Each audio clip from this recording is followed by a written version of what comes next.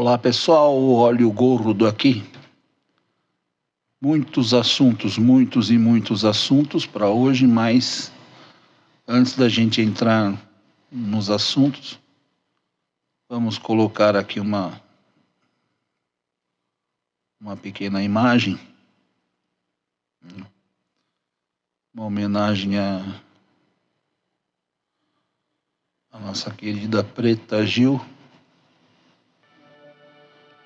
que nem, dispensa comentários, né?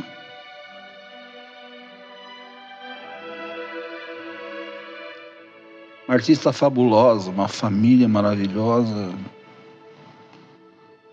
uma luta tremenda contra câncer, uma doença terrível que, infelizmente, desta vez a doença venceu. Ontem à noite, no Jornal Nacional, saíram alguns detalhes que talvez muita gente ainda não saiba, mas é que, na verdade, a Preta, ela estava vindo para o Brasil já sabendo que não havia mais o que fazer. Os médicos já haviam comunicado a ela e a família que esgotaram-se todas as possibilidades científicas, pelo menos. Então, ela estava voltando para ficar com seus familiares e amigos, até que chegasse o momento derradeiro. Ela já estava na UTI aérea que queria trazê-la para o Brasil, mas passou mal, começou a ter um sangramento muito forte. Então, passaram ela para uma ambulância e, neste caminho que ela estava de volta retornando para o hospital, ela faleceu ainda já na ambulância, né? Então fica aí registrado. Agora tem essa burocracia toda para trazê-la, né? E esperamos que dê tudo certo. Fica registrado aí os nossos sentimentos e a nossa solidariedade toda à família e aos amigos mais próximos da Pretinha.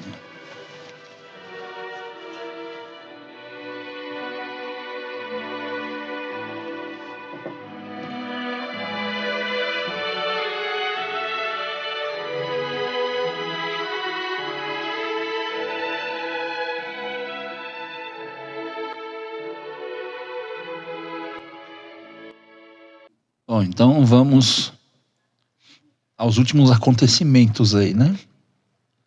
Bolsonaro de tornozeleira. Eu quero começar essa parte aqui do vídeo dando uma bronca, como se ele fosse ouvir a minha bronca, né? Eu quero dar uma bronca no Alexandre de Moraes, no Xandão. Ô Xandão, você pisou na bola dessa vez, né?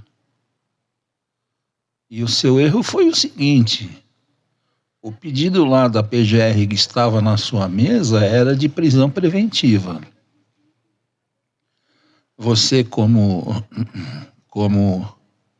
o condutor do processo,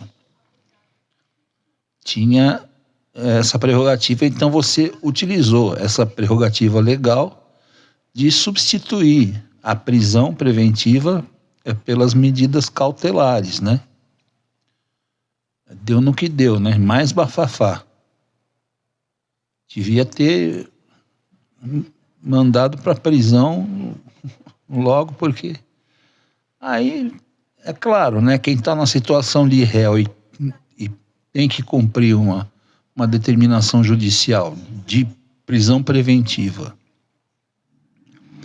e o magistrado responsável substitui por medidas cautelares, o que é que você prefere, né? E ficar preso, ter a privação da sua liberdade, ou ser monitorado por uma tornozeleira com as demais restrições e ficar na sua casa.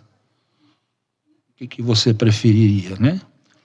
Então, é isso que dá ser bonzinho com essa turma de crápulas, viu, Xandão? Da próxima vez não seja bonzinho, não. Agora, Alexandre de Moraes está analisando as justificativas da defesa de Bolsonaro quanto ao descumprimento de medida cautelar.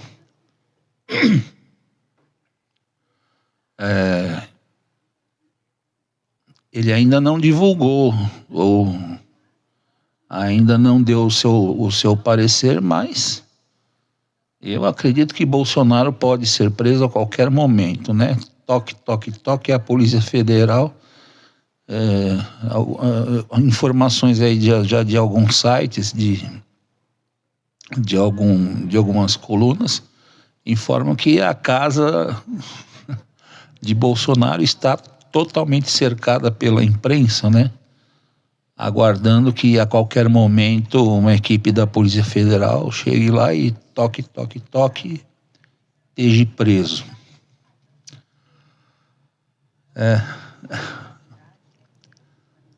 O pessoal do...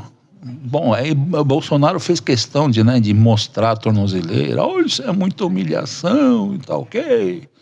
Eu sou inocente, eu não fiz nada para merecer isso, coitado, né? Ao mesmo tempo, o Xandão determinou também o bloqueio de todos os bens, móveis e imóveis, e de todas as contas, inclusive da chave Pix, do Eduardo Bananinha, né? Porque ele está lá conspirando contra o nosso país, contra a nossa soberania, e financiado pelo Bolsonaro. Esse é um dos motivos da prisão preventiva que virou cautelar.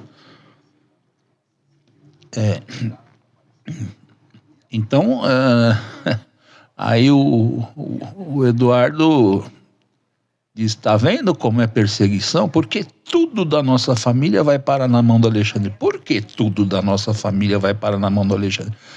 Ô, Bananinha, não é tudo da sua família que vai parar na mão do Alexandre. O Alexandre de Moraes é o condutor deste processo desde o início. Então, tudo relativo a este processo vai parar na mão do Alexandre. Não é só sua família, não. Tá bom? Aí o Bolsonaro mostrando lá a tornozeleira. O pessoal do sensacionalista não perde tempo. Eles são rápidos no gatilho. Olha aí, ó, a manchete do sensacionalista. O Trump proíbe a venda de capinhas de tornozeleira eletrônica na 25 de março. Ah, meu Deus do céu. Então, mais um assunto aqui. Pobre Alexandre. Como esse cara está tendo que trabalhar, hein? Porque agora ele tem que investigar também essa compra absurda de dólares. Momentos antes do anúncio da tarifa de 50%. É brincadeira. Mas é coincidência, né? O sujeito está lá na casa dele, eu não estou fazendo nada, acho que eu vou comprar uns dólares aqui, tá uns 3 bilhões, de 3 a 4, mas vamos arredondar para baixo. Que tal eu comprar agora uns 3 bilhões de dólares, né?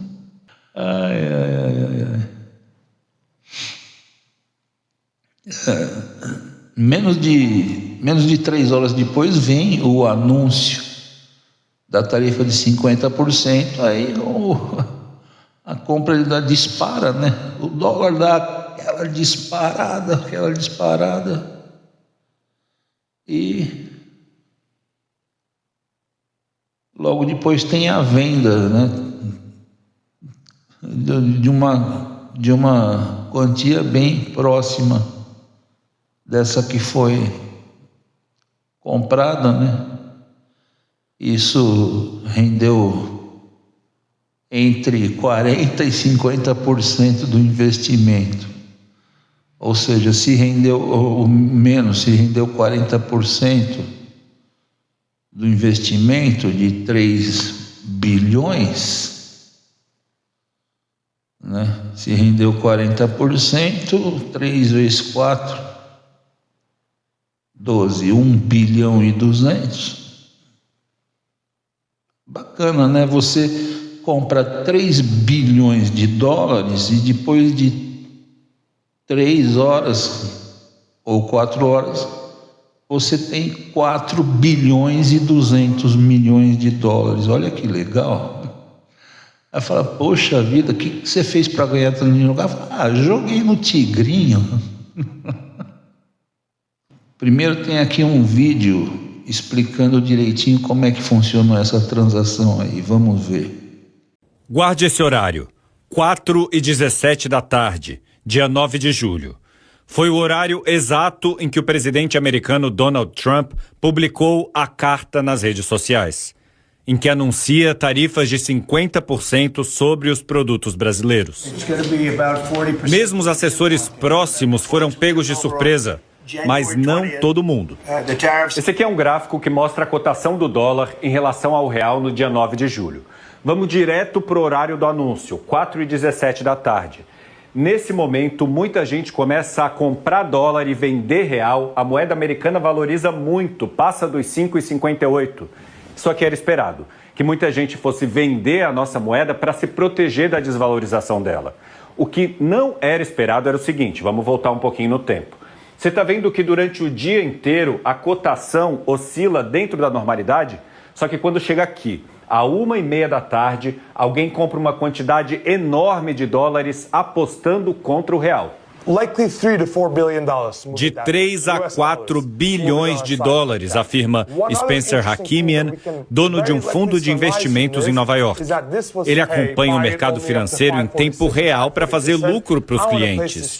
E diz que um salto como esses, que a gente vê à 1h30 da tarde, tão abrupto, foi causado por alguém que disse: eu quero fazer a transação rápido e não quero que ninguém veja.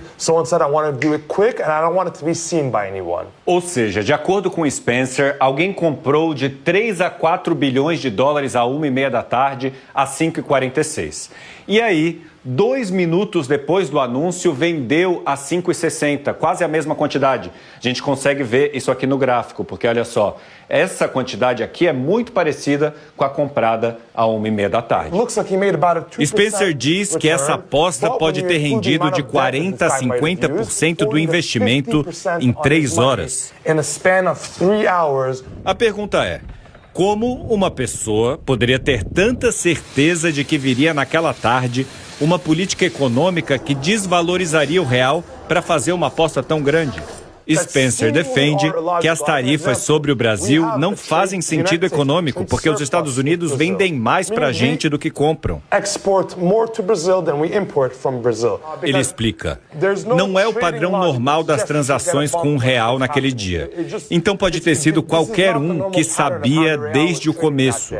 E vamos ter que esperar para ver quem realmente foi.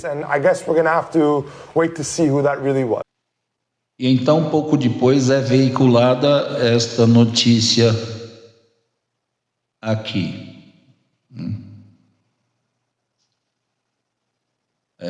Não estou dizendo que foi ele ou ninguém da família dele ou próximo dele, mas que alguém teve informação privilegiada, teve, né? Porque isso não é coincidência nem aqui, nem em lugar nenhum do mundo. Aliás, em outros lugares onde o Trump aplicou a tarifa, aconteceu a mesma coisa, né? Na África do Sul, sempre tem alguém com informação privilegiada. Na África do Sul, também houve uma transação bilionária. Na União Europeia também houve. Mas tem gente que acha que isso é uma coincidência, né? Então, agora, aproveitando e emendando os assuntos, nós vamos falar da família, né, do 01, do 02, do 03 e do 04.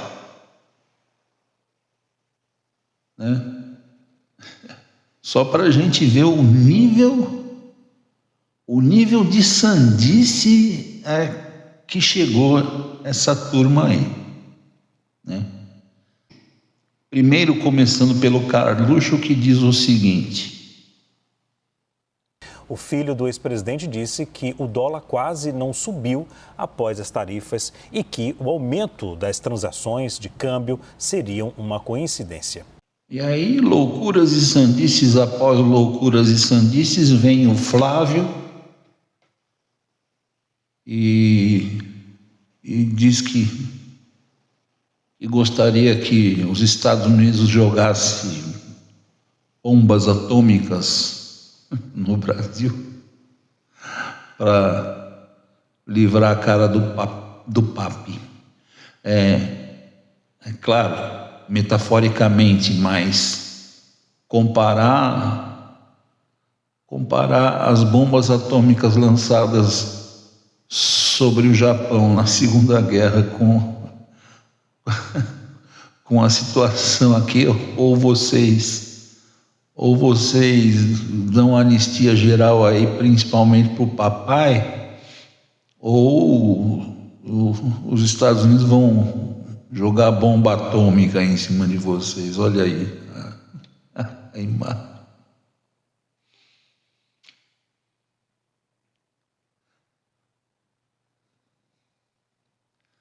E aí continuam as loucuras e as sandices com esse mais doido de todos. Ele realmente está abalado,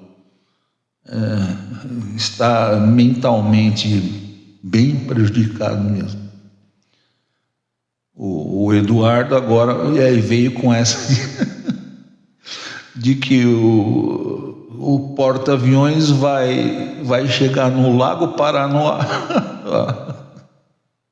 Olha aí o porta-aviões em Brasília, olha que beleza. Eita, nós. E aí vem o 04, né, que é o parvo. Desses é o mais idiota, retardado, sei lá que adjetivo mais que dou para ele, porque é uma coisa incrível. Vamos ver o que diz o Jair Renan, o 04. Aí fala de ditadura, tananã. O PT é amante de ditadura. Que moral vocês têm de falar de ditadura? De defensores da democracia. Olha para mim, não tem. Não tem moral nenhuma. Eu vejo muitos vereadores aqui da base do governo assinando embaixo. Muitos mais velhos, que também acompanharam o regime. E a maioria dos mais velhos, se você perguntar, foi a melhor época do Brasil. Gente, é isso. Então, para fechar, para encerrar esse vídeo aqui, eu vou colocar aqui um vídeo que é a melhor resposta que eu encontrei para esse povo que fica dizendo que hoje que nós estamos vivendo essa ditadura do Lula, do PT, do STF. Esse vídeo é da vereadora, ela é vereadora em Goiânia, o nome dela é Ava Santiago, bacana o nome dela. E ela é socióloga e é extremamente ativa ou ativista, né? E uma grande defensora dos direitos humanos. Ela deu aqui a resposta que acho que é tudo aquilo que a gente gostaria de falar, e ela foi que nem uma metralhadora e falou tudo aquilo que a gente tem vontade de dizer e que essa turma aí merece ouvir, tá?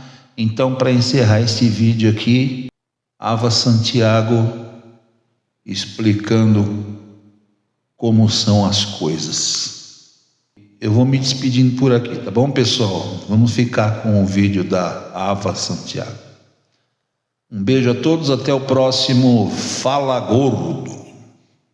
Eu acho muito importante a gente reestabelecer parâmetros, porque o que tem de gente dizendo nós estamos vivendo uma ditadura, o Brasil está vivendo uma ditadura, a ditadura do Supremo, a ditadura do Xandão. Tenham respeito pela história do Brasil. Sabe o que vai acontecer agora? Volta para as alegações do Mauro Cid, depois mais 15 dias úteis para as alegações das defesas dos réus, para depois ir para julgamento. Que dia que na ditadura acontecia isso? Sabe o que aconteceu na ditadura? O Rubens Paiva estava em casa com sua esposa e seus filhos, recebeu a visita dos milicos para prestar um depoimento sem mandato judicial e nunca mais voltou. Foi torturado cruelmente até a morte. No dia seguinte, levaram a esposa Eunice Paiva e a filha dele para vê-lo sendo torturado. Só que por sorte ou azar, ele já tinha morrido pelas dores da tortura no dia anterior, de modo que não puderam torturar um pai de família na frente da mulher da sua vida e da sua filha mais nova. Ditadura militar foi o que aconteceu com as crianças que foram torturadas na frente de seus pais. Como é que vocês podem comparar um processo como esse, que o réu senta diante do juiz e diz que se for candidato a presidente quer o juiz como vice? Posso fazer uma brincadeira? Eu gostaria de convidá-lo para ser meu vice em 26.